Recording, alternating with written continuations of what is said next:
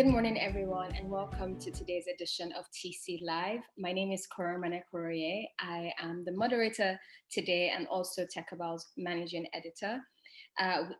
Today we have a very special event. We're talking about growth today. We're talking about partnerships. We're talking about expansion. And we have three amazing guests with us, or panelists joining us this morning, Nosa, Clara, and Sike. Before I get into introducing our guest speakers today, I just want to briefly mention what TC Live is about. We bring together the brightest, best minds in business and technology in the ecosystem in Africa, industry leaders, specialists, thought leaders. We bring them together. We ask them meaningful and impactful questions about how companies can grow on the continent in specific countries. What can we do to drive growth in Africa, especially where technology is concerned, especially where financial technology is concerned. And today, I mean, we have Nosa, speaking to us about, the funding aspect. What does it really take to grow? What does it really take for a company to grow beyond its headquarter or beyond its hub, its founding hub, into other countries or communities in Africa? So I'm going to jump right in and introduce our speakers today and then give them an opportunity to also say hello to everyone. First, I will start with Clara Odero. She's the VP for Partnerships and Growth for Middle East and Africa at NIUM.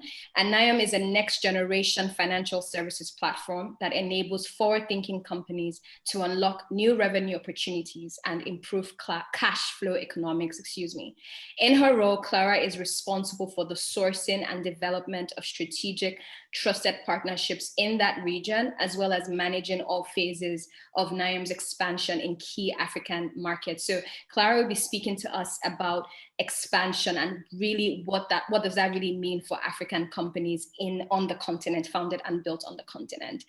Clara was also before joining NIUM, Clara was at Rapid and Flutterwave. Next, Nosa is the Nigeria country manager for BFA Global's Catalyst Fund. He leads startup acceleration and ecosystem engagement with Catalyst Fund's portfolio companies, investor and corporate circles, and other partner organizations in the Nigerian space. He previously served as a membership and partnership lead for the African Leadership Group's ALX program. In that role, he supported the development of entrepreneurial leaders across the continent.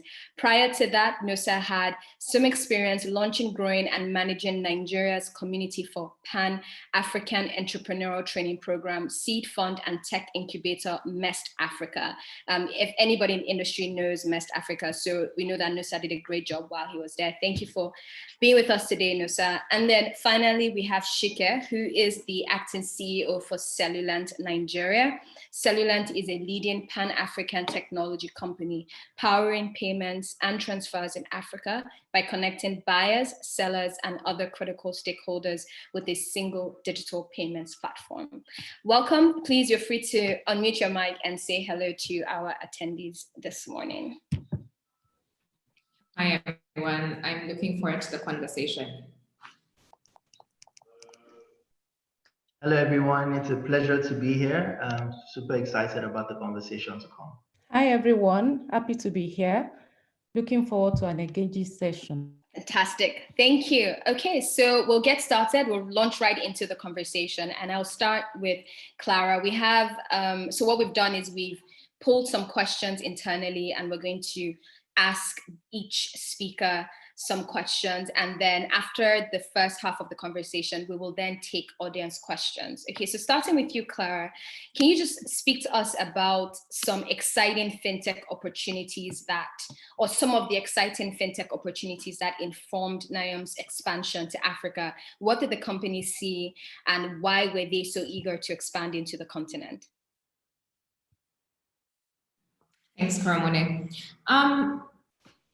NIUM is a global company, and Africa was the last part of that global piece. So that was the first thing. We're building a global company, and that means that we need to be present in all corners of the earth. The other thing was the growing remittance into Africa from the diaspora, and our quest is to make money movement as easy as possible. So we definitely wanted to be in this space and to take part in that and make it easy for enterprises to move their money, whether it's paying their suppliers across the continent or paying their suppliers outside the continent. Okay, great. I love what you said about the fact that it's a global company and they realize that, okay, are you truly a global company if you're not including Africa in the conversation? So it's great to know that even though we were the last stop, at least we are now included in the conversation. So my next question is, what are some of the observable trends or growth indicators in the fintech industries where African countries are concerned, right? So we know that no two African countries are the same in terms of opportunities, right? So what trends have you seen or has your company seen maybe in the past year, in the past 2 years, and what do they predict to come? So some of the growth indicators on the African continent are clearly the rise of fintechs in countries like Kenya, Egypt, South Africa. There was the sale of Wave, for example, to World Remit for about 500 million. There's the growth of payment companies. What does that actually look like when you include Africa in that? Africa, that's not really a card-first market. So there are some interesting growth indicators. It's a young population. It's that population having access to the internet. What does that mean in terms of how they shop, how they move money? And what is our part in making all of that seamless? I really like that. I like that you said that Africa is not a card-first country. So a lot of thought has to go into reaching the needs of different consumers and customers, especially where financial technology is concerned. Thank you for that response. And my last question for you before I speak to Nosa is, what are some of the factors that have made your African expansion strategy successful? I mean, to the degree of success that the company is experiencing right now, and what lessons can innovators on the continent learn from that strategy? It's early days. We just launched 5 markets. The first thing is obviously finding the right partners, being in touch with regulators and knowing what the regulatory environment is in the places that you plan to participate. We see regulators as our friends, and so it's always a conversation of how do we get it, how do we let them know what we're doing as we're building, how do we find the best partners, and how do we go to market as quickly as possible, providing value at the best cost. Great, thank you so much. And, since you mentioned one important, I guess one important tactic that should be included in any founder strategy is expansion strategy is finding the right partners, right? So I'm going to segue into a question for Nosa now. And Nosa, my question is, how should fintechs approach partnerships in order to achieve their growth goals based on your experience? Okay, thank you very much, KK. I think I'll give a bit of context about my organization. So Catalyst Fund is an inclusive fintech accelerator that accelerates startups, building solutions for underserved segments, and also accelerates innovation ecosystems in developing markets. And pretty much how we do this is we provide grants capital for startups. We also have a bespoke venture building program, which is pretty much 6 months of us working as an extension of their teams. We also do one-on-one investor introductions, and we also have corporate circles, which we work with startups to create pathways to scale, as well as investor connections, and also fill talent gaps as well. Our parent company is BFA Global, and we rely on specialists from BFA for a lot of this venture building supports that we do. So in our experience, what we've seen is that Partnerships are immensely beneficial for fintech companies, right? We have a number of case studies from companies within our portfolio. We have an example of a company called Bamba, which is a platform that provides financial services for domestic workers. They had a successful partnership with a bank in Mexico called BBVA. And as a result of this, they were able to onboard about 8,000 domestic employees who previously did not have access to financial services to their platform. We have a portfolio company called Mobilife in South Africa, which ran with Standard Bank to provide mobile insurance. And currently they're having over 1,000 new insurance sales daily. So the evidence does definitely point out that partnerships can be beneficial, but they, like you rightly said, they have to be done the right way. So I think in our experience, one of the things we've seen that is key is first, it's important for the startup to understand the why, right? So when you talk to lots of startups, people want to have partnerships, but the question is, what is the key reason that is driving these partnerships? Do you see it as creating scalability, having access to more customers, building trust in your brand? You have to be very clear about what the reason is. And then, you have to now start thinking about strategic alignment, right? Because different organizations have different strategic goals.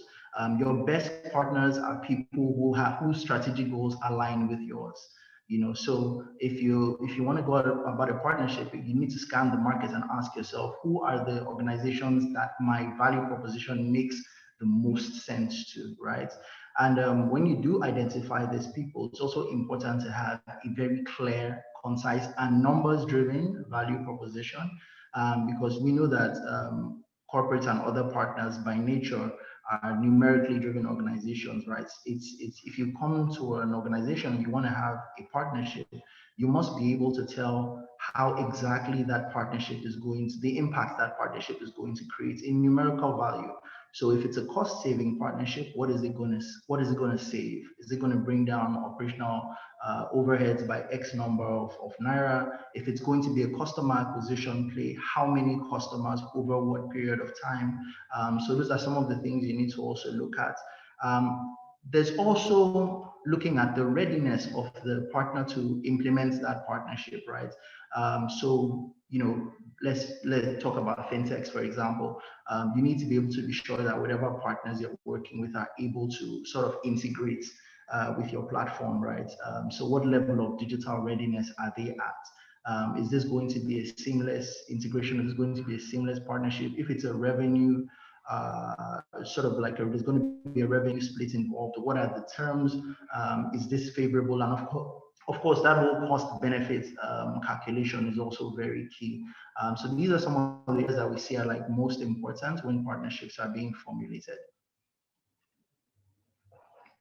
Great, thank you so much. One of the important things that stuck out when you were speaking, Nosa, is that founders have to find out if those partners are ready for that type of expansion. It's extremely important to know where they are. It's not enough to identify them, but also to have a conversation and understand their own objectives and growth goals and see if, both parties are aligned. So thank you for sharing that.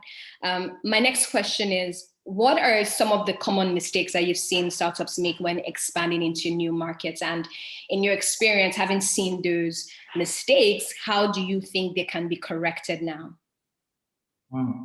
Okay, great question. So I think one of the key mistakes is asking themselves the question of what is really the total addressable market in that new market, right? So what is the actual number of people that you're going to serve?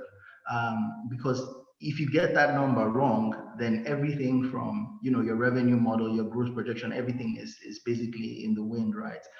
So you have to have a clear idea of the number of people you can actually serve with the solution. That is very key. There's also, you need to understand the environmental differences between the two markets. So, like we popularly say, startups are created to solve problems, right? So if you are going into a market where your solution does not solve the problem it was solving in your previous markets, then there's a challenge there, right? So let me give you an example. So you see, like, for example, in Nigeria, savings and investments, investment fintechs, quite a thing, and that's also because of some of the challenges we have around inflation, and if sort of like the lack of digitization we see in kind of like the traditional sort of like investment platforms and vehicles and all that.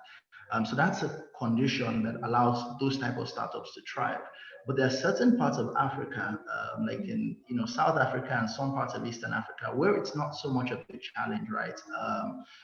People are pretty comfortable with the rates they get from traditional financial institutions. There's not that much threat of inflation. So, if you were in that space and you were going to cross over, you need to now ask yourself, if these environmental conditions vary, how exactly do I want to account for that? So an appreciation of the environmental conditions. And speaking of environmental conditions, we can also talk about things like regulation, right? The regulatory landscape is not the same in any two countries. And I think the disparities in regulation are even wider on the continent as compared to, some places like, in Europe, where the European Union, you kind of see like some similarities. So regulatory conditions are also a thing that you need to consider.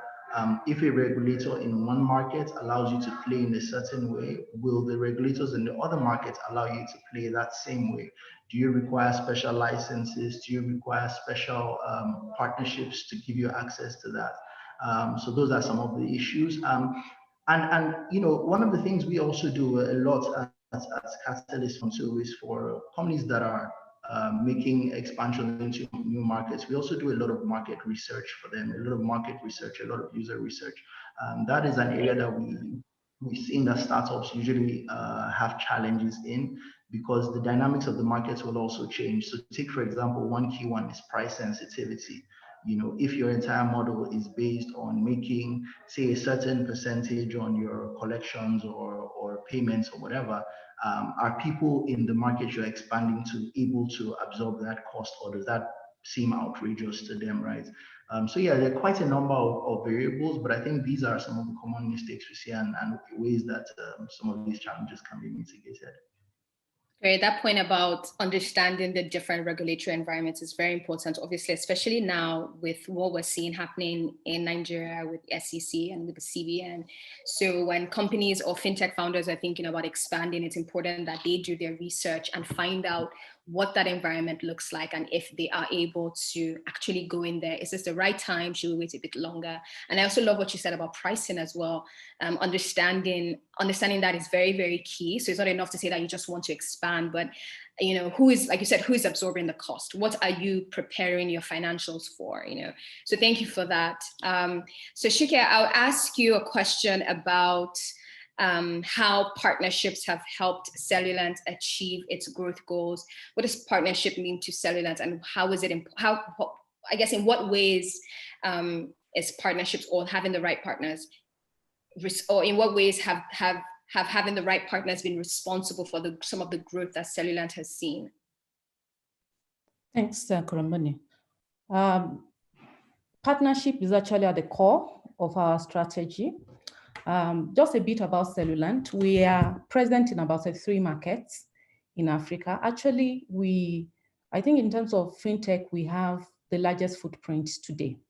So this is actually what we do, working with the finest merchants and taking them across Africa. And we use partnership to scale. We use partnership for operational excellence, meaning that we are able to then extend numerous payment methods in different markets through partnerships.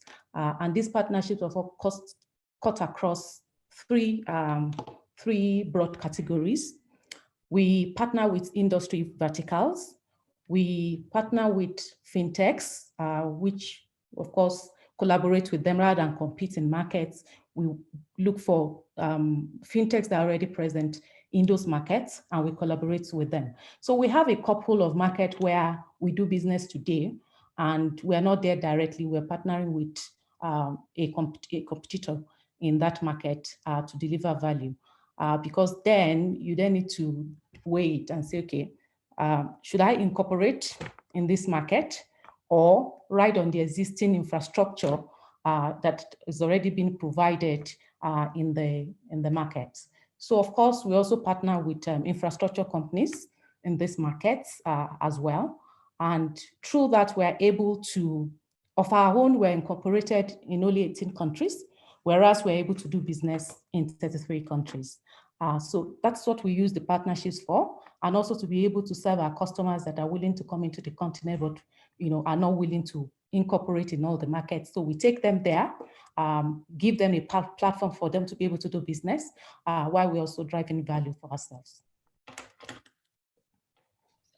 Okay, thank you so much for that response. I really love what you said about partnering with infrastructure companies as well, because infrastructure is important. Without the right infrastructure, expansion may be extremely difficult. And speaking of difficulties, can you share some pitfalls you've experienced, whether at Cellulant or in the past, with expanding across the continent, which for a lot of founders is a very difficult and sometimes painful task? Okay, there are various pitfalls, and I think at the heart of that is actually a good understanding of why you're actually entering a particular market. It needs to be very clear. You need to be very sharp in your approach as to what you want to achieve entering into this market, meaning that you do your due diligence. What's the market potential? Out of the market potential that I have, how many customers are we able to address in this market? Yeah, it's very, very key. So I think depth of research, not doing enough research, then lands you into a place where you enter a particular market and you then suddenly realize that you can't do business. The common ones that we've seen is underestimating the regulatory requirement of some of these markets. Yeah. Even language, Africa is unique in a sense that, the different is heterolingual, So French speaking is the way you address the markets for French speaking is different from the way you address the market for English speaking. And if you underestimate those cultural differences, you then find yourself in a place where you are coming with the legacy culture that you have, which is, in our case, our headquarters is in Kenya. We're English speaking. There are differences between Kenya and Nigeria, but when you start to go to Cameroon, yeah, it's just fundamentally different in the way you address those markets. To then underestimate the rigor that is required in terms of research to be able to do business in those places is one of the pitfalls that you might have as a business. In fact, I dare to also say that the revenue that you're getting, you might find out that 5-year revenue is wiped out with just a claim for tax, because you feel, oh, this is a small market. Let me just find a small finance team to maybe one person, just put one person there. The revenue is not much, let them just manage and then you find out that because you underestimated the competence required to navigate the know-how, the regulatory framework of the country, you then find yourself, having huge penalties in those countries. So another thing that I also want to talk about is, before you even enter the market, ask yourself, how do I want to enter? And that's of course driven by your own capacity. So what's my capacity as an organization? Do I have the capacity to support what is required to be in 18 countries, to be in 30 countries? That has to be known before you even start. And that's a strategic question that you need to answer. If I don't have that capacity to actually do it, then how do I want to enter these markets? Because really, we're also seeing a trend where you cannot acquire some global merchants if you're not able to show them decent footprint within the continent. So you then need to ask yourself to say, okay, if I want to continue to be there with the finest merchants, and I need to be in, say, hypothetically 20 countries, how do I enter these countries? What channel do I want to use to enter this country? Do I want to have people on ground? Do I want to partner with another fintech? Of course, you wrote your margin, but in terms of cost-benefit analysis, you'll be able to answer those questions before you go ahead. Thanks. Great, thank you so much. That, I think especially that question you asked towards the end of your answer. How do I want to enter this market? I think that's super important, and it's something that founders should keep at the forefront of their mind. Thank you so much for that, Sike. Clara, I'm gonna come back to you and just ask, in your own experience, ask you the same question I asked Nosa. What are some of the common mistakes you've seen companies make when it comes to expanding into other countries on the continent? And in your own experience, how do you think they can avoid these mistakes, especially new founders that are coming up? Some of the mistakes that I have seen is thinking that one size fits all. Markets are very different. If we were talking about something like acquiring, for example, if you come from a card-first country like Nigeria and you go into one that has mobile money, it's totally different, right? The infrastructure is totally different. How you acquire merchants is going to look different. What your profit looks like is going to be different.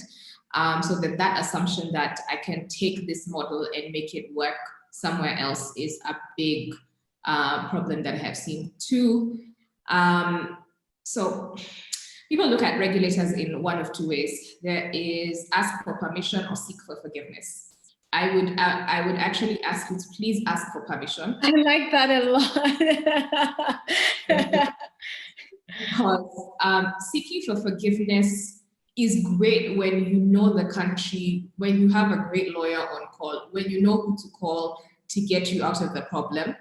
But having conversations with regulators from the start, one, introduces them to what your business model is, helps them advise you on what you need to do when you need to do it. It's scary for a lot of people, but I've dealt with regulators in multiple countries, and I will say that I have yet to meet one who wasn't open to at least having a conversation. Mm-hmm. And those conversations, how those conversations go is to a huge extent up to both of you, but they're willing to have that conversation. So going into that conversation, asking for, hey, this is what we want to do. How do you think we can best do it? Advise us, versus going in because you're facing a fine. Two very different kinds of energy in those meetings. The other thing that I would say is market size and total addressable market. Lots of VCs have been complaining about the 200 million total addressable market of Nigeria. Mm-hmm. The total addressable market is not 200 million, it is X of that 200 million. So being able to say that, have some numbers, and numbers are hard to find on this continent, right? But there are folks like you, there are folks like Steers, for example, that are making it possible for you to have better data. And it's important for you to have the best data.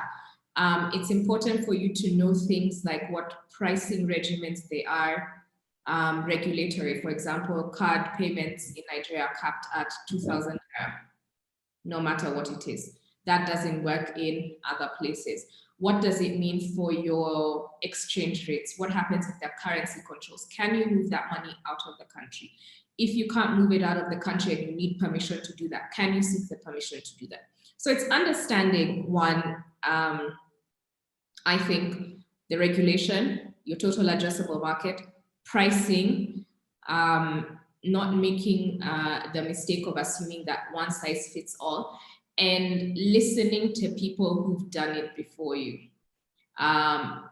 Cellulant has chosen to work with partners. I think that's a great way because they know the market better than you do, and use that to your advantage rather than compete with them, setting up from scratch something that has taken them years to do. And this way you can both win-win and possibly help grow a market, help grow a country from those kinds of partnerships.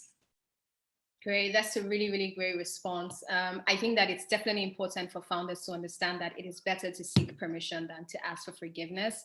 And in as much as obviously we're very eager to grow, we're very eager to expand and disrupt, payments, financial services in multiple African countries, it's still important to understand that each country is different.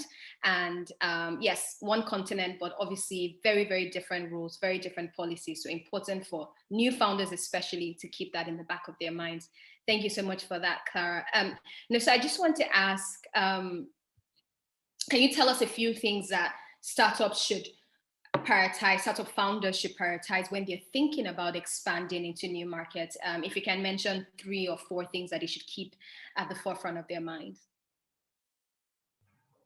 Okay, great. Thanks for that question. So I think one of the key things they need to think about is scalability, right?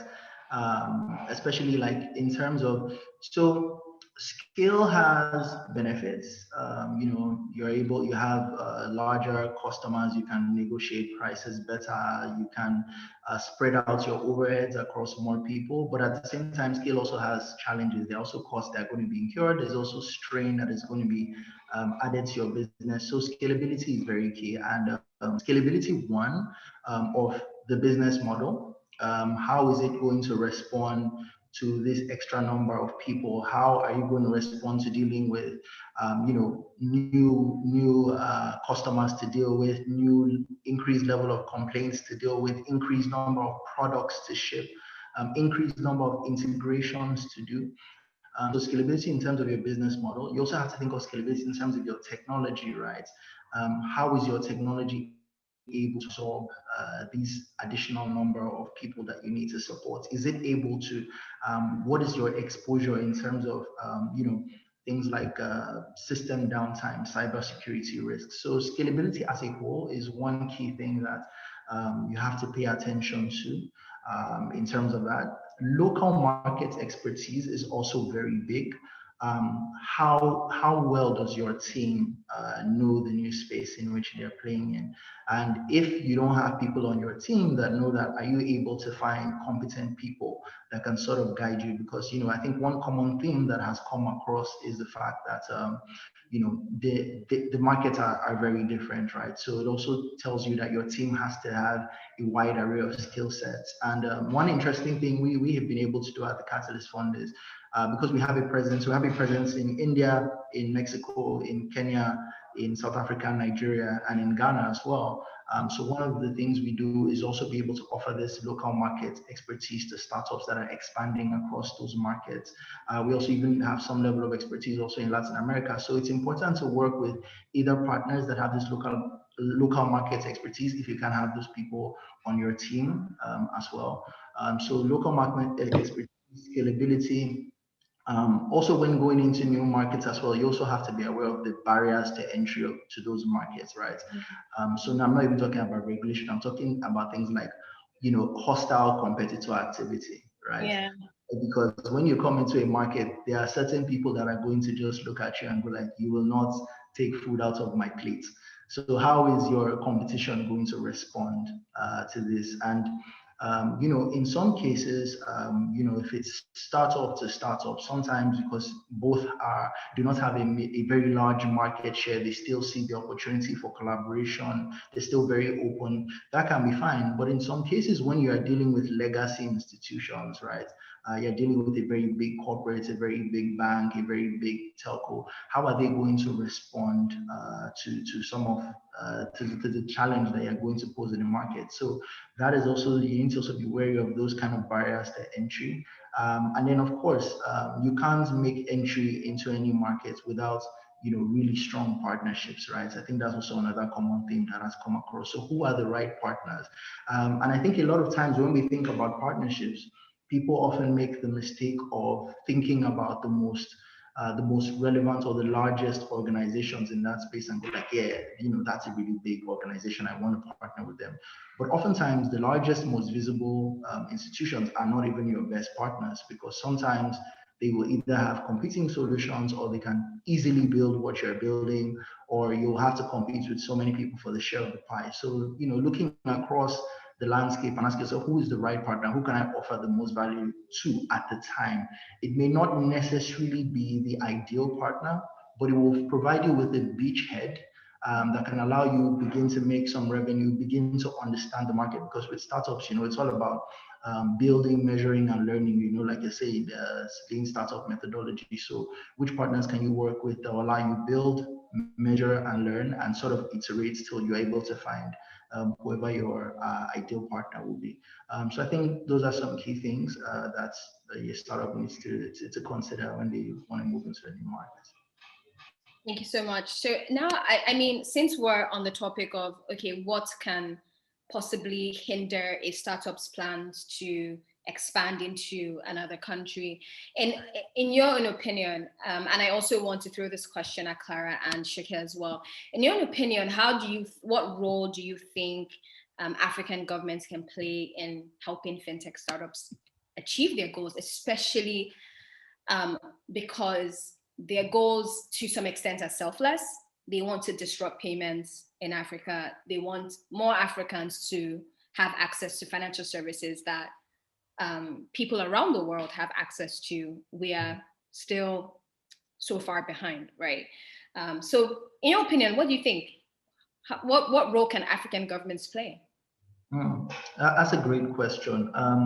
So I think one of the key roles that governments can play first is to be able to learn more about these innovative institutions, this startup space, how exactly startups work, right? I think there's a lot of learning that needs to happen on the side of the government, and also on the side of startups as well, because I think what I've seen is usually both the startup ecosystem and governments, especially regulators, come from this polar direction where it's like, oh, this party is protectionist and just wants everything closed, and then there's this other party that just wants us to throw the gates wide open. It's almost like they're diametrically opposed, right? But I think it's important for there to be a lot of learning to understand exactly what the offering is, what the risks are. I've had this conversation a number of times with startups where you look at sometimes I use Nigeria for an example. You look at some cases and you're like, oh, why is the system so closed? Why is there so much regulation around this? But if you do take the time to learn, sometimes you'll find that, especially in our financial services sector, we have a history of financial services institutions that have quite a number of institutions that have failed, and a number of people that have lost money and a number of things. So sometimes when you try to understand, you try to see that some of these things, policies that sometimes look like stumbling blocks, actually have good intentions. But it's important for there to be learning on both sides so that you can either understand each other's pain points and reach reasonable compromises, right? So I think from governments, there's a lot of learning that needs to be done, also from the startup side as well. I think in terms of also things that governments can also do, I think there's also the need to look at especially how talent is created and how talent is managed, within the country, because ecosystems are built on different layers, and the earliest layers of successful technology ecosystems, whether you want to look at Silicon Valley, you want to look at Israel, are built on talent, right? So the ability to create institutions that are able to churn out these talents is to be able to create relevant curriculum that ensures that you have people with the right type of skill sets that will help build up this startup ecosystem. So I think that is also a very key part that needs to be played. And I think in today's world, it does not necessarily mean that as a government you have to necessarily go out and create these institutions yourself. There are also a lot of partners who you just need to probably create some kind of partnerships or enabling conditions. So I think also investment in the quality of talent that we also have is also key to helping build our ecosystem, because at the end of the day, you cannot build things that your talent does not have the competence to understand or manage, right? So I think that's also a key aspect of it. And then, I think similar to the first is around enabling policies, but enabling policies are things that also come as a result of consultation. So I'm happy that more and more I see a lot of forums where people from governments are actually consulting and beginning to ask questions around, what would really enable growth in this area. I think we've heard some things around tiered licensing structures that allow smaller players to come in with less regulation and all that. So some of those things are also encouraging. So from my point of view, those are some key things that I think governments need to do to enable the growth of fintech and startups in general. Great, thank you so much, Nosa. Clara, Sike, do you guys have anything you would like to add? Yeah. Okay. So I think government's role is being an enabler of business and private enterprise. And the way that you can enable private enterprise is making it easier to register a business. So be open as to what it takes to register a business in your country, what it takes to do A, B, C, D type of business, and how long it will take. One of the biggest problems, especially in financial services, is that you don't know how long it will take for you to hear back. You don't know how long it will take for you to get a license. And if you're venture funded, not knowing is losing money, right? So it's time that you're wasting where you're in limbo. So if you told me that from when you submit your application, it's going to take 2 weeks to hear back, total of this is going to be 6 weeks. I've seen that in markets like South Africa. You always hear back from the Reserve Bank in 6 weeks with an answer to yes or no. That would be great. Countries like Rwanda, who make it extremely easy for you to get into the country, start a business, get whatever licenses you need, because the one automated the process and understood how easy it is to, how important it is for things to work. I think that's also really important, that things work seamlessly. It shouldn't be a hassle to start a business, to invest in your country.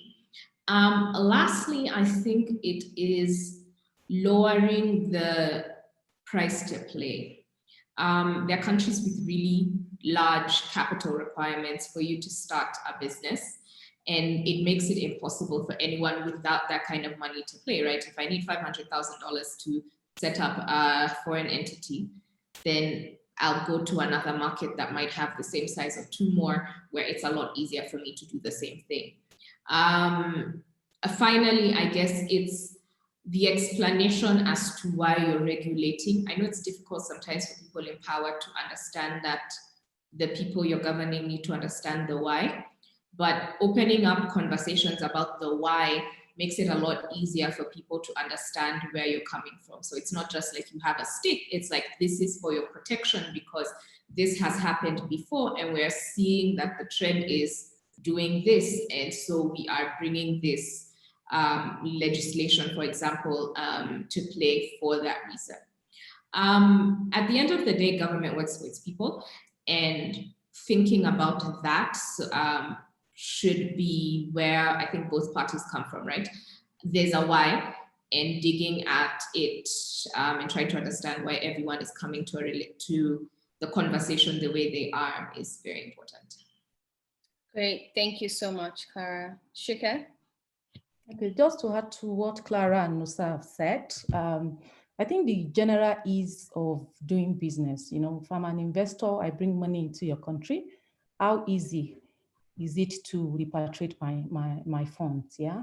How easy is it, to fulfill the licensing requirement that you've set? Even timelines aside, what are the requirements? Are there things that a startup, can really meet? Or is it still a regulation that is meant for bigger financial institutions like bank, and which is what we see today, that, fintechs are almost being regulated like bank, not bearing in mind that for fintechs probably don't even have, that compliance capacity to deal with the heavy regulation that the banks are subjected to. I think that a couple of central banks are beginning to also then consider these issues and then set up specialist units to deal with fintech. I see that in Nigeria. I see that also starting to happen in Kenya. There's still a long way for the central banks to go in doing this, but at least they are trying to actually understand our play and they are able to start to understand, what we face and how to regulate us. Another thing that I think the government can do to support us is actually then attacking, the source, that is, as it were. Today, we need the government to partner with universities, to partner with private sector to actually develop, business education as part of the curriculum in Africa, technology, entrepreneurship as part of the curriculum, which today generally in Africa we are lacking, to promote the idea of business incubation, because then you then have a system, you then have a source that actually fits talent into fintech. So those are the things that I want to add to what have been said. Thank you so much. And I just want to ask a question, general question, to each of you. What do you think is more advisable for a startup, especially an inexperienced founder, when it comes to expansion? Should he be more aggressive, or should he or she approach let's slowly build and deepen our roots in these different countries or communities before we even talk about expanding? Or would you advise, when you're ready to expand, be aggressive about it, go in and do what needs to be done? Or, take your time, deepen your roots, understand the country, understand the community before you think about expanding? So I think that is it depends on your risk appetite as a founder, really. But personally, I feel that a good understanding of the market is critical.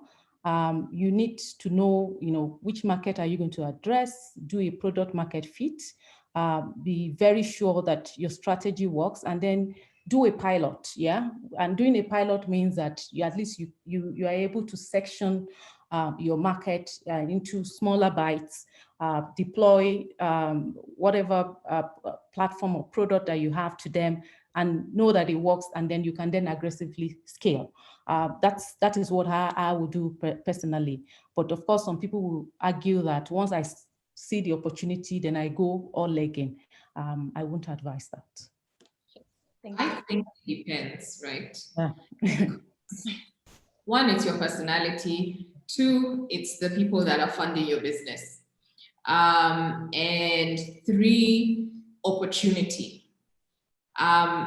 Depending on how much of a say your VCs have, they might ask you, why aren't you here? Why aren't you here? Why aren't you doing this? Why aren't you doing that? And you, especially as an inexperienced founder, you might give in to that pressure to act like you can be everything to everybody. I wouldn't advise it, but at the same time, I would also say that opportunity doesn't wait for anyone. It's one of those things where it's a case-by-case basis. If you see something, you think you can do it, I would say do it, but I don't think the pressure should be external. It should be a point that you've reached at yourself and you've thought, okay, what gives my business the best chance of survival? I think that's really important. So if resources aren't a problem, hey, sure, go and expand. But if you're stretched too thin and you're unable to deal with the customers you have, grow the business you actually have, deliver value for the customers you have, stay where you are. Mm. Yeah, I think very, very good points. I think the only thing I'll just add to that is, just following up on what Clara said, timing is everything, right? You cannot take away the growth of organizations such as Zoom, which we're on, or Slack. Their growth is definitely tied to the times we're in and the pandemic and some of these things. So timing sometimes is even the most important thing for a startup. Is it really that time to take that leap? And I also like to tell people that I don't always like to think about expansion in terms of necessarily always new markets, right? So like we all said about the totally addressable market, sometimes you might be better off, instead of going wider, to go deeper, right? So go to another segment. If you are providing a service for, let me say, commercial banks? Do you want to now start providing another service like that for microfinance institutions or cooperative societies? Is there a bigger market there than necessarily going to another country to look for more banks? So you also have to be able to do that market analysis and have a sense of, do I want to go wider or deeper? And then, of course, like I said, the timing. So I think I'll just add those things. Okay, thank you so much for that. I just want to quickly plug in that in a few minutes, we're going to be taking Q&A from the attendees right now. So if you have any questions, please put them in the Q&A box, and around, I think 11:55, I'll start taking some questions from there. But before then, I just want to ask 2 more questions. And one is, how does one leverage partnership for bootstrapped startups? So these are the guys who are still sort of, managing what limited resources or funds that they have access to right now. How do they approach partnerships? How do they even if they have, how do they leverage it, considering that they may not have the same amount of funds as bigger companies?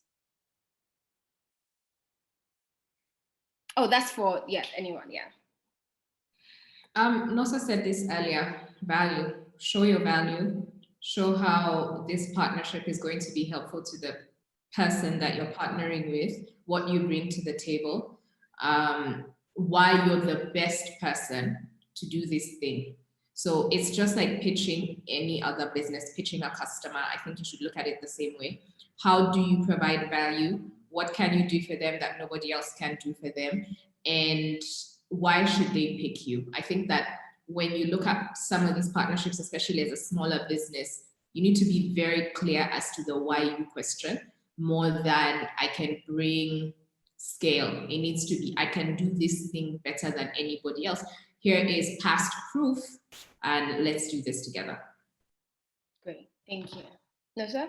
Yeah, I agree totally with that. And I think we've seen a lot of cases even in this ecosystem. I think if you look at even organizations like Flutterwave, you look at people like Team Out, they have at some point early in their career focused on 1 or 2 key customers who they were able to provide a lot of value for, even if that particular thing they were building for them at the time was not necessarily, it wasn't necessarily the end goal. It was just a beginning. It's like finding 1 key customer or 2 key customers that you can meet their needs, so provide value, like Clara has said, and they can keep your business alive and fund your future expansion, or give you enough value or enough traction to demonstrate so that you can attract external funding. So I think where you have less funding, focus on the few that can actually sustain you and serve as that demonstratable, that proof of that value proposition. Because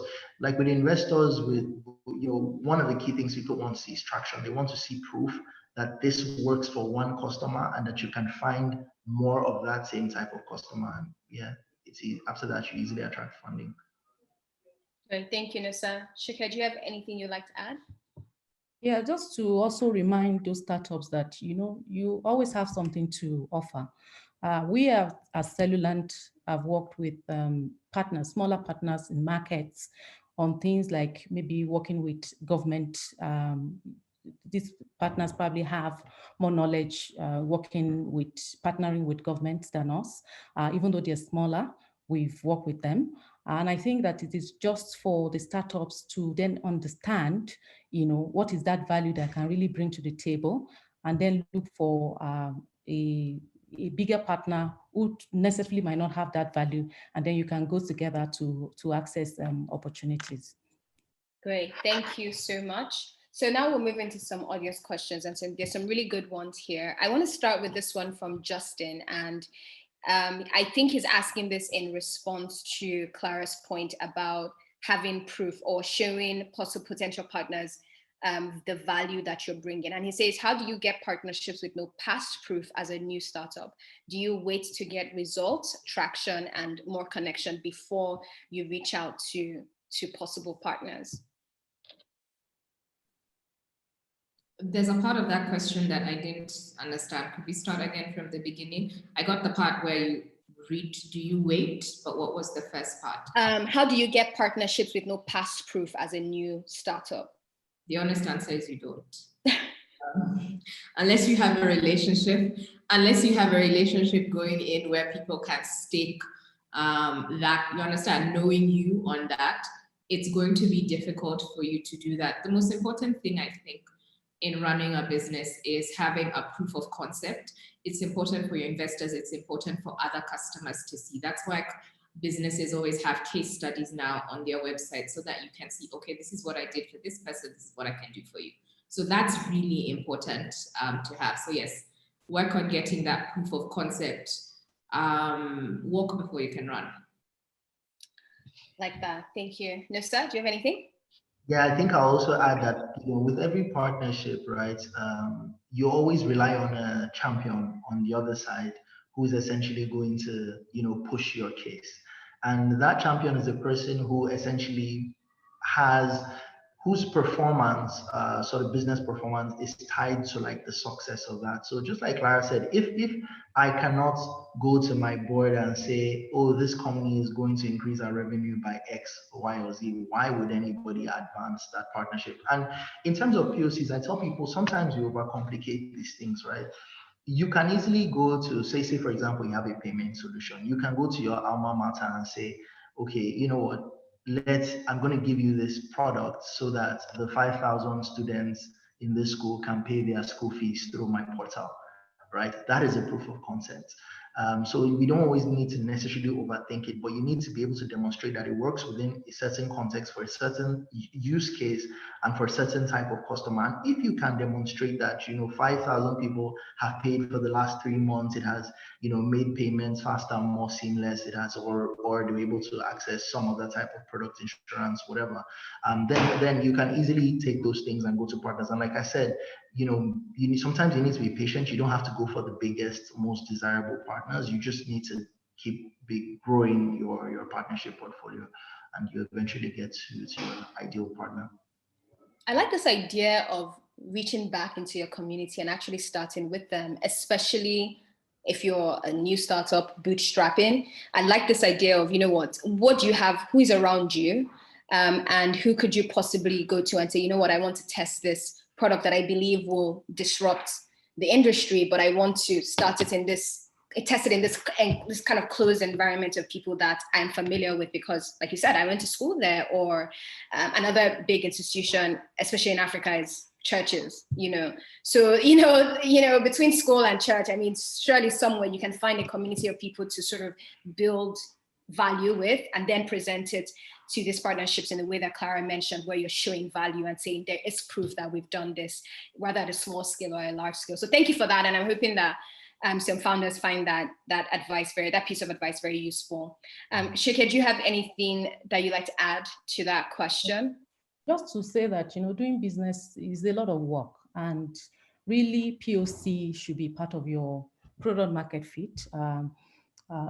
And if you as a founder, you cannot go through the rigor of actually then satisfying yourself and satisfying your customer that product actually works, and it will be very difficult for investors to believe in those products, even for partners to commit time and resources to promote that product. So I think, you know, not to load the matter, it's just almost like the barest minimum, because, you know, we're not able to do POC on the product that you're selling. Then you really, what are we selling? How do we know that is going to work? Because it's fintech. We're not saying we're going to the moon. It must be a payment product. So that's what I feel. I think, you know, just to also advise the person that has asked the question is, you know, let's just take that time and do the rigor. And it also helps you because it educates you as well. You also know the things, the extension of the product that you need to concentrate on and then develop more. Yeah. Thank you. There's another good question here, and I'd like to start with you, Sike. The question is from Dotu, and he says, in terms of the fintech space, what areas within the space are being underserved and has opportunity for growth? So there are a couple of areas that are, I'll start with the ones that are overserved. Well, not overserved, but a bit saturated. So we have lending, we have payments, general payment, we have savings, but there's also some other areas like insurance that is still underserved, like accounts meaning having digital accounts that like digital banks is purely still underserved as well, that people can go into that. Micro pensions, is also an area that fintechs can go into.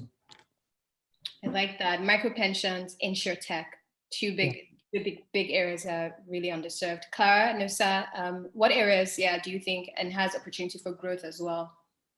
So I particularly like this question because, Catalyst Fund, we focus on inclusive fintech. So inclusive technology is definitely our thing. So the area of MSME financing is one good area. Sike had a number of good areas, but I think the area of MSME financing is very key. If we look at the numbers, it tells us that about 80%, or thereabouts of our economy is actually these micro, small, medium enterprises, right? These little shops that no one knows, no one sees at a high level, just maybe people in the neighborhood. They don't necessarily have the financial history to be able to access credits. They meet their obligations. They have the same number of staff, the same stocking levels they've had for the last 20 years. And they have to sometimes even turn people back, but they can't afford to grow beyond those environments. So I think MSME financing is one area that is really underserved, and we've actively, as Catalyst Fund, tried to support a number of organizations doing that. Insurance, just like Sike said, is very key, especially like micro health payments. We know that if we've learned anything from like the pandemic and other cases that have happened, is that the access to health, to affordable healthcare, is something that we take for granted. Even people who are relatively comfortable have to essentially pay really high rates. So how do we make those more accessible to people? How can people sort of like be able to pay in use the Nigerian parlance, pay small, and be able to have access to health and those type of things? I still think even in the areas of just even actual financial access, right? There are lots of places where people still don't have bank accounts. I think we still have just about 40% of our population that have bank accounts. So even in terms of just even actual financial access and inclusion, that area is still very much underserved. We've seen a lot of traction now in terms of things like agency banking and all that, but that is still just scratching the surface. Because if we look at even the distribution of those networks, we see that they are still very concentrated in certain areas. And there are still other layers of infrastructure that need to also enable that for it to reach its true potential. So I think those are still some areas in addition that are still underserved, and we're hoping that more people build those solutions. And if you happen to be out there and you're building something like that, feel free to reach out to me. We're always happy to hear from people like that at Catalyst Fund. That's great. That's great. Yes, please take Nosa seriously. If you do have solutions, please reach out to the fund. Thank you for that, Nosa. Yeah, Clara, please go ahead. So cross-border money movement, which is why NIUM exists, is one of those things that's definitely underserved. Still difficult for me to send Nosa money if I want to buy with small shops. For being on the panel, it's still difficult, still actually impossible for me to send money from Kenya to Nigeria. I think KYC is also something that is underserved, just because there isn't one way for everyone to get identified. I also agree with financial inclusion, though I think that is more an economic problem than a technology problem. So people aren't financially included because they don't have money to be financially included. So I think that one of the things that, if we were to talk about what governments need to do, it's build up economies that could be tech enabled or whatever, that would then make it possible for people to be financially included because they have jobs where they can put money away and things like that. Okay, thank you so much. Just staying with you and Sike, there's a question here from Olawale. And he asks, in expanding to new markets, have you used more of a franchise model than incorporation in the new country? And I feel like I want him to clarify the question, but I don't know if he's still on the call. While if you're on the call, could you, just if you want to expand on this question, please feel free to unmute your mic and ask. I'm not sure if he is. Let me see if he's here. Okay, he's here, but I don't know if he's going to come up.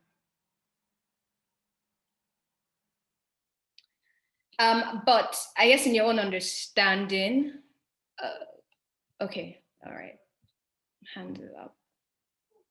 Okay, you have the floor. Okay. Yes. All right, thank you so much for the opportunity. I've really learned a lot. So in my role, I've worked with the startup for like 4 years, and we've been able to like grow exponentially.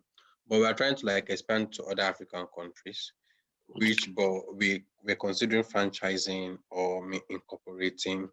So, but because I really do not have experience in this space, it is really difficult to make a decision. So I'd like to ask, in your previous experience, what do you think is the best approach? Do you think is franchising or incorporating, apart from partnerships that Cellulant mentioned? But what do you think considering franchising as a process and also incorporating? What would you advise? I think it depends on what your business is and what the market looks like, and how important owning the customer is. So if you own your customer, it's easier for you to upsell them. It's easier for you to get data on what's working and what's not. So I think those two things are really important. Like, what type of business is it? How easy will it be for you if you don't own the customer to get the data that you require about how to improve your product, especially in a new market, versus if you go through a third party? There'll always be a case of broken telephone. My personal view, especially when it comes to technology, is that it's important to own your customer, so you can always upsell your customers, so you can always know when something is broken versus hear it from someone else. But there are other variables that it's difficult for me to say with certainty you need to go this way versus this way.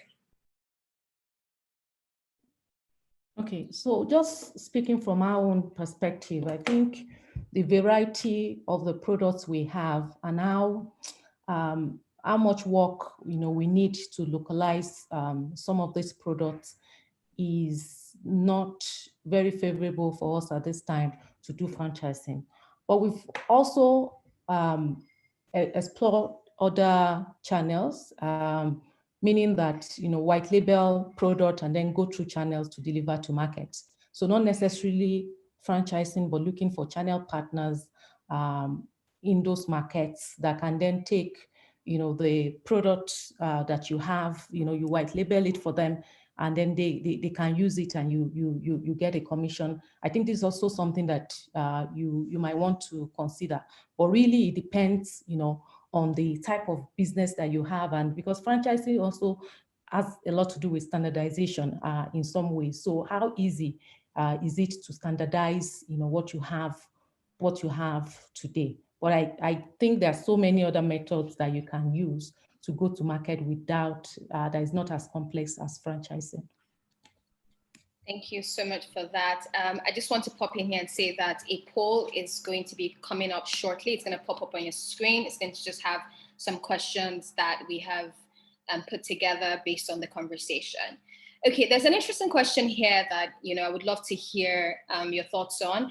Josiah asks, as an inexperienced founder, especially one living in the diaspora, and with the intention of launching or validating a product, I'm guessing launching a product for the African space, what advice would you give someone who is abroad trying to build or launch a product for the African market, or even in Africa from abroad? Nosa, what are your thoughts? Come and stay here for some time. Yeah, no, but seriously though, you need to have your finger on the pulse So you definitely, as a founder, you definitely need to spend some time getting to know the environment. You can't rely on hearsay. You can't rely on what you read online. You need to have a true sense. You need to talk to the people in the market. You need to talk to the customers, potential customers in this case. You need to talk to the potential partners. You need to talk to people who have built in this market, and especially those who are building things that are similar. So there's a ton of advice I could probably give, and I'm sure my co-panelists will give some other advice, but for me it's very key to have that understanding of who we are building for and why. Okay, great, thank you. Shika, Clara, anything from you too? Yes, let me just add that for you to deploy a product or POC a product in Africa, you said you don't live in Africa, so I will take it for granted that you probably don't have an understanding of the African market. You need market validation. And how do you get market validation? You get market validation by talking to customers. We've been in situation ourselves where we go into a new country with a new concept, and we make it a point of duty to talk to customers every day. Yeah, we give ourselves target to say we must talk to customers.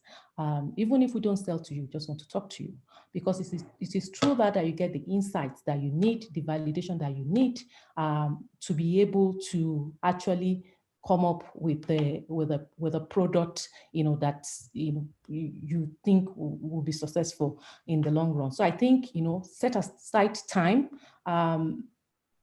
You probably don't need to travel to Africa physically. Do a virtual one, but talk to customers, talk to potential customers. Even if you don't sell to them, even if you can't sell, just talk, and then you'll get the insights that you need. So I agree with Nosa that I think that you should spend some time, just because a lot of relationships, because we live in a trust-deficient society, are built on face-to-face interactions, are built on just building those kinds of relationships. So I would say it's important to speak to whoever your customers are. And it's also really important to understand that as much as we call Africa a market, it's 55 different countries. So you need to be really clear as to where, if you want to launch in multiple places, what countries are somewhat similar and what is your understanding of that? You've got to test your assumptions. And the best way to do that is to test them in person, have these conversations. Being able to see someone's body language is really important in these conversations. There are things that I have found I can't do, and getting on a plane and going there has moved things a whole lot faster. Thank you so much for that, Clara. I'm going to ask one more question, and I'm going to hand over to someone on the team because my battery is about to die. Very embarrassing. But this question is from Leslie, and I think it's a really interesting one, and I would really love to hear from all three of you. But she says, is it advisable for a fintech to partner with another partner with no subscriber base? And she says, for example, would it be a good idea for a fintech to partner with a payment service bank if that payment service bank does not have a subscribe or an active subscriber base yet? What do you guys think? So I think it goes back to the question of the why, right? Why are you partnering? Without answering that why, it's a bit hard to answer who exactly you should partner with. So say, for example, you're partnering for infrastructure, right? Let's say whatever your solution is requires something like identity verification, right? And your partner basically allows you by API to verify the identities or do KYC on the people. So I can see why you would partner with somebody who doesn't have subscribers, because you need their infrastructure, right?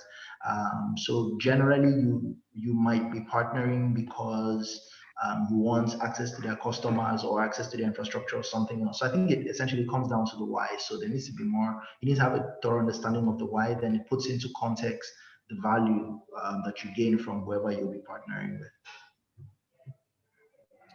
Thank you, Nosa. It's the same thing. The why. Running a business is a really complex operation. The why isn't always as easy as it looks. Am I getting customers? Am I getting infrastructure? Some days having certain names on your deck is going to help you fundraise. So be clear about your why. Don't lie to yourself that you're going to help this behemoth suddenly get customers, or you're going to move your resources to helping them build. So if you're clear about your why, generally in life, it's easier to say.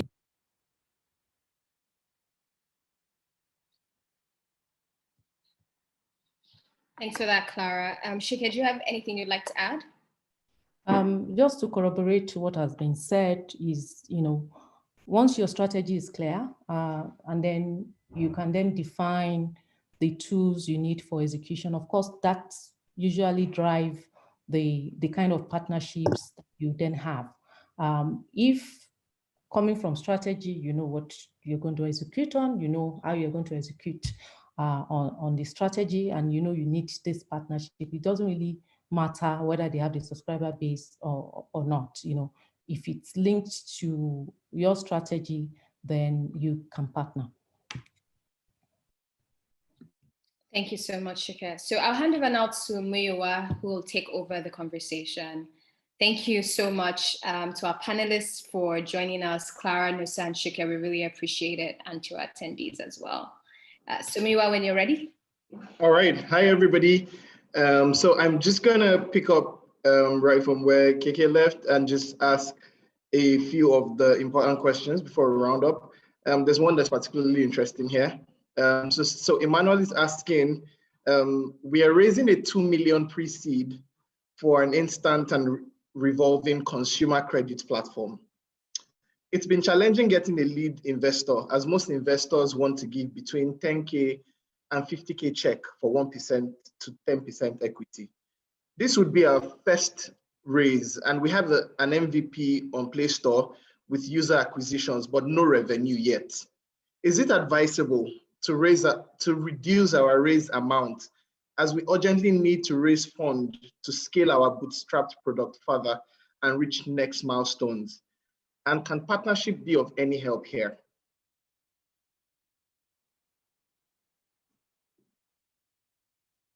I was hoping Nosa would start, seeing as he writes the text. But sure. I guess I'd have the question of, why do you think it needs to be 2 million? What is that 2 million for? Who are you approaching? Are there similar businesses in your space? Who are the investors in your space? What is the feedback that you're getting from the ones that you've spoken to? Partnership be helpful? It depends, right? Will the partnership help distribution?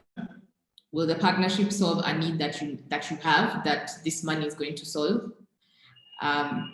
It's just really hard building a business in English, but those are the questions that I would have for you. Okay, I think, thank you. I think Nosa is taking or was taking some notes. So I feel like you have an answer to this already. So I was actually just spending some time trying to process it. So I'm happy that Clara dove in. I think the first thing I would say is, first you need to actually get some professional help from actual investors or financial consultants as you start to think about fundraising, right? Because your valuation is a basis of so many things, right? Your business model or business, whatever business model you have, revenue models, the kind of technology you're building, the cost involved. There's like so many things that go into that. So I think having an accurate valuation of your business first from people in the space is a key. It's a key step before you even begin to have a sense of, how much should I be asking for what percentage? So start there. Start by getting professional help to get a proper valuation of your business. And then when you're able to come up with a proper valuation, then you now start looking at benchmarking. So other similar companies in the space at such similar valuation, what typically have investors, offered in exchange for what percentage of ownership. So there's a lot of background work that needs to go into that. Based on the information you've given, anyone who can sort of speculate and answer may be quite off. So I think you need to start with the basics, which is actually determining what the actual valuation of your organization is, then doing some sort of comparative analysis and benchmarking. I think that's where we should start. All right, thank you, Nosa. Hi, Sike. Do you want to add anything to this? I feel like most of the answers have been a little bit cautious because there's a lot more information we need to get to exact answers. But I'd like to hear your thoughts. Okay, so I think I got something from the question that says that this company has no revenue yet, or did I get it wrong? Yes, correct. So that would be a tricky one because revenue is also a driver for valuation. So I think whoever wrote this, and I think this, and advice that I give to founders to also be realistic as to the valuation that you're expecting. And what drives valuation, I think Nosa already spoke about it, is similar deals with similar companies. What do you have a knowledge of, the recent deals in those, but without revenue, it's a bit difficult, but then I think it's something you can navigate with a lot of guidance. I also want to say you don't need a need for a pre-seed. Okay. All right, great. So let's just skip quickly to the last question because we're almost at the end of this. So the last question is also pretty interesting. How would you advise expanding in French-speaking West Africa today? They have one central bank, one currency, and a different culture than Anglophone-speaking countries. So yeah, basically this anonymous person is asking, how would you advise expanding to French-speaking West Africa today?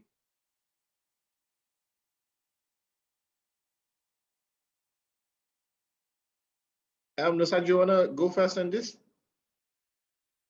Sure. So I do not have a lot of context as to how expansions happen in French-speaking West Africa, but what I will say is there are certain fundamentals of before expanding into any market, right, that you need to do. So, I'll just talk about a few things I've said before. So your market research, I mean, from some of the things you're saying around, the way central bank has structured and all that, shows that you probably have some idea, but I would say a deep level of market research is needed, with particular emphasis on other organizations that have also sort of scaled in that market or are already operating in that market, like what kind of models work, what type of payment systems exist. Some of the things Clara was saying around, are cards more predominant, is mobile money more predominant? So, being able to understand that. And then I think just also some level of local market expertise. So, do you have co-founders, people in your investor circle, people who potential clients, or people you can bring onto your team that have that local market expertise? So I think regardless of the specific market, those are two things that are usually helpful. But happy to hear from my other panelists if they have specific knowledge about the intricacies of French-speaking West Africa. All right, thank you, Nosa. So Sike, I just saw you muted yourself. So any specific pointers? Okay, so I'll just maybe talk from our own perspective. I think it's always a choice of whether you want to incorporate in this market or not, yeah? And this is something that we've also had to deal with internally. But we do have presence in those markets, but it's then to say that, for now, we have having no understanding of the intricacies of the French-speaking West Africa, we don't incorporate for now until there's probably a compelling need, for us to do that. And like I said before, you also need to then review your capacity as an organization to be able to navigate those things. You can't be everything to everyone. So you can have someone on ground, but don't create enough activity for you to then create a permanent establishment risk that then spur you into incorporating there when you know that you don't have the capacity. So there are things that are very different about French-speaking West African countries, in as much as you can think of it as a bloc. Ivory Coast is very different from Senegal. Also, currency controls are things that you need to think about, whether or not you can have non-resident accounts in those countries, and who the partner is and what they can give to you. I'm with Sike here, that I think that you should partner there versus do your own thing, because you don't understand the language, you don't understand the regulatory environment.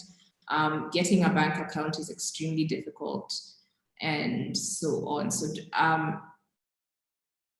do your research, do a bit more research as to what's required. You can partner with, and what the total addressable market is to even think about doing that. All right, thank you very much, Clara. Thank you, Nosa, and thank you, Sike, as well. So to everybody in the audience, there's a link to take our event survey. It's right in the chat box. So please take our survey, tell us what you think of the event. That's one of the ways that we make this event better as well. What you're also, so please take our survey, tell us what you think. And then please remember to register for our next TC Live event. It's on April 16th. The link would also come up in the chat room. So please do that, register. We look forward to having you join that conversation. The theme for that event is how e-commerce is transforming Africa's informal sector. So Alex Onukwe, who is a senior writer here, will be the moderator of that event. And he's going to be speaking with the CEO of SocoWatch. So that's definitely something you want to watch out for.